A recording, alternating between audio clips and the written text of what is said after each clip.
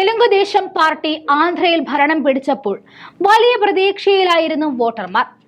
നിയമസഭയിൽ വൻ ഭൂരിപക്ഷത്തിൽ ജയിച്ചതിനോടൊപ്പം തന്നെ 12 എംപിമാരെ ലോക്സഭയിൽ എത്തിക്കുവാനും ചന്ദ്രബാബു നായിഡുവിന്റെ പാർട്ടിക്ക് സാധിച്ചിരുന്നു. അപ്രതീക്ഷിതമായി NDA മുന്നണിയിൽ സൂപ്പർ പവർ കൈവന്നതിന്റെ ഗുണവശം കൂടി ആന്ധ്രയ്ക്ക് കിട്ടുമെന്ന് കരുതിയ ജനങ്ങളെ വിഡ്ഢികളാക്കിയിരിക്കുകയാണ് TDP. ആന്ധ്രാപ്രദേശിന് പ്രത്യേക പദവി വേണമെന്ന് TDP അടക്കമുള്ള പാർട്ടികൾ വർഷങ്ങളെ ആവശ്യപ്പെടുന്നതാണ്. കേന്ദ്ര സർക്കാരിൽ നിർണായക പദവി കൂടി എത്തിയതോടെ ആവശ്യം എത്രയും വേഗം നടപ്പിലാക്കുമെന്ന് കണക്ക് കൂട്ടിയ ജനങ്ങളെ മണ്ടന്മാരാക്കാൻ സാധിച്ചിരിക്കുകയാണ് TDPക്ക്. കഴിഞ്ഞ ദിവസം ചേർന്ന സംയുക്ത പാർട്ടികളുടെ യോഗത്തിൽ വായിൽ പഴം തിരികിയിരുന്ന TDP എംപിമാർ പ്രത്യേക പദവി എന്ന ആവശ്യം ഉന്നയിക്കാതെയാണ് ഇറങ്ങിപ്പോയത്.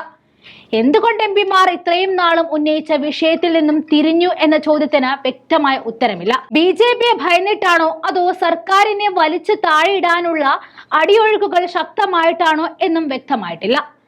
എന്തിനാണ് TDP നിലപാട് പെട്ടെന്ന് പിൻവലിച്ചതെന്ന കാര്യത്തിൽ മാത്രം വ്യക്തത വന്നിട്ടുമില്ല. സാമൂഹിക സാമ്പത്തിക അവസ്ഥ കണക്കിലെടുത്ത് ആന്ധ്രാപ്രദേശിനെ പ്രത്യേക പദവിയിൽ ഉൾപ്പെടുത്തണമെന്നും ഉയർന്ന ശതമാനം ഗ്രാന്റുകൾ നൽകണമെന്നുമാണ് നേരത്തെ മുതൽ TDP ആവശ്യപ്പെട്ടിരിക്കുന്നത്. ദീർഘകാലമായി കേന്ദ്രത്തോട് ഇക്കാര്യം ആന്ധ്രയിലെ പാർട്ടികൾ ആവശ്യപ്പെടുകയും ചെയ്തതാണ്.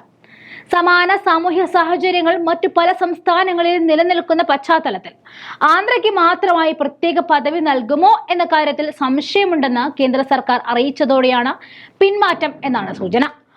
1969 അഞ്ചാം ധനകാര്യ കമ്മീഷന്റെ ശുപാർശകളുടെ അടിസ്ഥാനത്തിലാണ് പ്രത്യേക വിഭാഗ പദ്ധതി നിലവിൽ വന്നത്.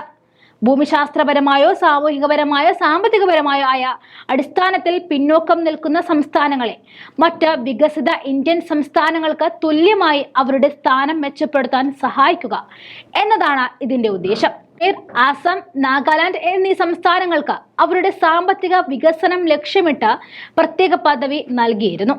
പിന്നാലെ അരുണാചൽ പ്രദേശ്, ഹിമാചൽ പ്രദേശ്, മണിപ്പൂർ, മേഘാലയ, മിസോറാം, സിക്കിം, ത്രിപുര, ഉത്തരാഖണ്ഡ് എന്നീ സംസ്ഥാനങ്ങൾക്ക് കൂടി പദവി നൽകി.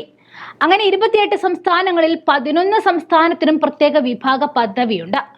ഏകീകൃത ആന്ധ്രാപ്രദേശിനെ 2 സംസ്ഥാനങ്ങളിലായി വിഭജിച്ച ആന്ധ്രാപ്രദേശ് പുനഃസംഘടനയ്ക്ക് തൊട്ടു പിന്നാലെ ആന്ധ്രാപ്രദേശ് സംസ്ഥാനത്ത് 5 വർഷത്തേക്ക് പ്രത്യേക പദവി നൽകാമെന്ന് അന്നത്തെ പ്രധാനമന്ത്രി മൻമോഹൻ സിംഗ് രാജ്യസഭയിൽ നടന്ന ഒരു ചർച്ചയിൽ പറഞ്ഞിരുന്നു.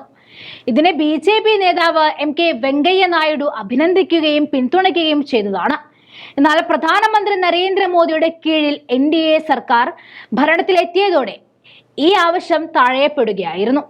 TDPയും പ്രതിപക്ഷ എംപിമാരും ഇരുസഭകളിലും ഇക്കാര്യം നേരത്തെ ആവശ്യപ്പെട്ടുവെങ്കിലും പരിഗണിക്കപ്പെട്ടില്ല. പ്രത്യേക പദവി നേടാൻ എംപിമാർ ശക്തമായി രംഗത്തിറങ്ങുമെന്ന് പ്രതീക്ഷിച്ച ഘട്ടത്തിലാണ് നേതാക്കന്മാർ പിന്മാറിയിരിക്കുന്നത്. വലിയ രാഷ്ട്രീയ വിസ്ഫോടനങ്ങൾക്ക് ഇത് വഴിവെക്കുമോ എന്നാണ് ഇനി അറിയാനുള്ളത്.